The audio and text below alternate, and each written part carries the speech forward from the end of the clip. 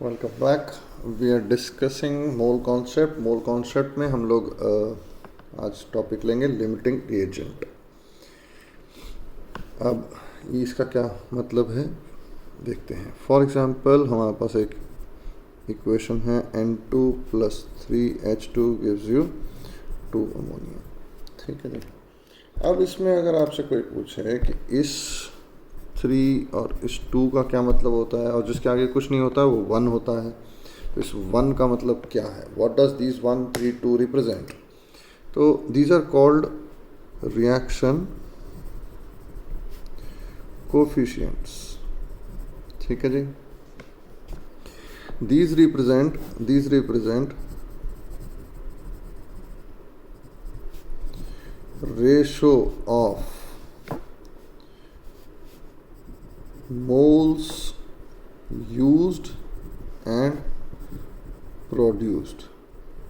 Obviously reaction इस तरफ को अगर चल रही है तो 1:3 की रेशो में इसके मोल्स कंज्यूम हो जाएंगे और 2 रेशो में इसके मोल्स प्रोड्यूस हो जाएंगे। अगर रिएक्शन बैकवर्ड चल रही होती तो इसके 2 मोल्स 2:3:1 रेशो में इसके मोल्स कंज्यूम हो जाते और इनके मोल्स प्रोड्यूस हो जाते। तो यूज्ड एंड प्रोड्यूस्ड के मोल्स के की रेशो होती है। ठीक है जी। These are all it also represents ratio of molecules of used and produced. तीसरा, it also represents ratio of volumes. लेकिन इसमें इंपॉर्टेंट बात है, if gases and all gases are eight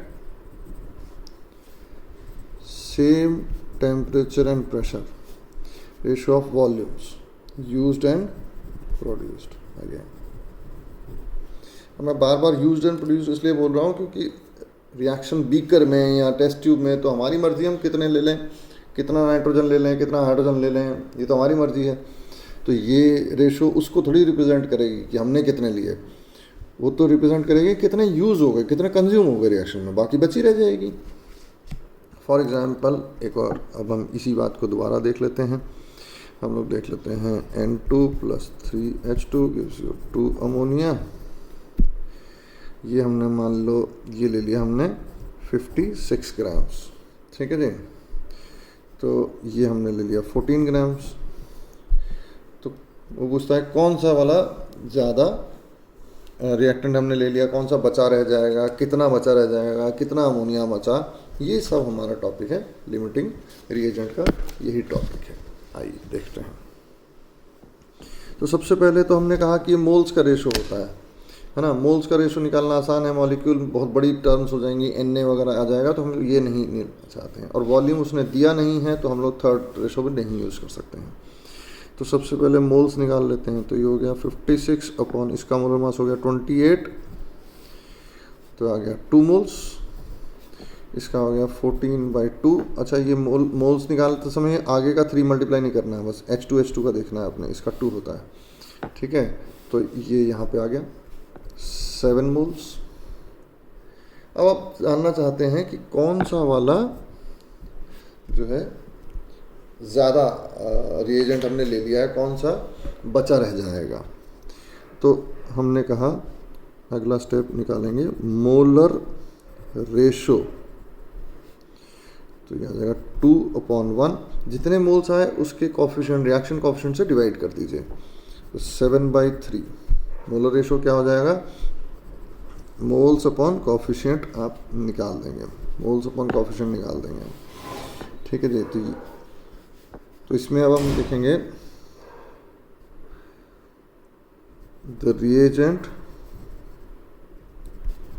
with smaller ratio is limiting reagent. अब इसमें देखिए ये 2 आ रहा है एग्जैक्ट, और ये 2 पॉइंट समथिंग आ जाएगा, ये बड़ा आ जाएगा, 3⁶, ये 7 है, 2 पॉइंट समथिंग आ जाएगा। तो this is smaller, this is larger, therefore therefore N2 is limiting reagent. Limiting reagent क्या हुआ कि मतलब ये हमने कम लिया है तो ये पहले ख़त्म हो जाएगा ना, N2 हमने कम लिया है तो N2 पहले ख़त्म हो जाएगा। तो limiting reagent is a reagent which gets finished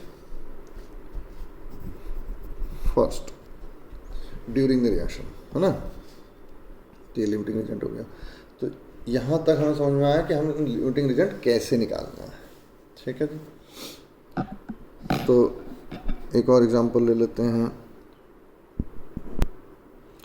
okay, for example हम हाइपोथेटिकल रिएक्शन ले लेते हैं, A + 3b + 2c = 4d + 5e। मान लेते हैं हम ये इक्वेशन एक ले लेते हैं और हम कहते हैं हमने इसके लिए 5 मोल्स, इसके लिए हमने 16 मोल्स और इसके लिए हमने 11 मोल्स, ठीक है जी, कोई बात नहीं। तो अब हम देखना चाहते हैं लिमिटिंग एजेंट क्या हो गया। तो मोल्स तुम्हारे पहले ही निकले हुए हैं, पहला स्टेप तुम्हारा ज़रूरत नहीं है, सीधा सीधा हम लोग रेशो निकाल लेते हैं, ठीक है जी। तो ये आ जाएगा 5/1, ये आ जाएगा 16/3, ये आ जाएगा 11/2। इनके मोल्स को इन्हीं के कोएफिशिएंट से डिवाइड कर दिया। अब हमने देखना है इन तीनों में से सबसे छोटा कौन है। ये तो एग्जैक्ट 5 है, ये हो जाएगा 5.5 हो जाएगा, ये हो जाएगा 5.5, ये हो जाएगा 5, ये हो जाएगा 15.3 आ जाएगा, ये 5.3 के आसपास आ जाएगा। ये तो सबसे छोटा हुआ यही, ये सबसे छोटा हुआ। तो स्मॉलेस्ट, देयरफॉर लिमिटिंग रिएजेंट। तो ये लिमिटिंग रिएजेंट हो गया, ए जो हो गया वो लिमिटिंग रिएजेंट हो गया। It is as simple as that, ठीक है जी। Okay, thank you.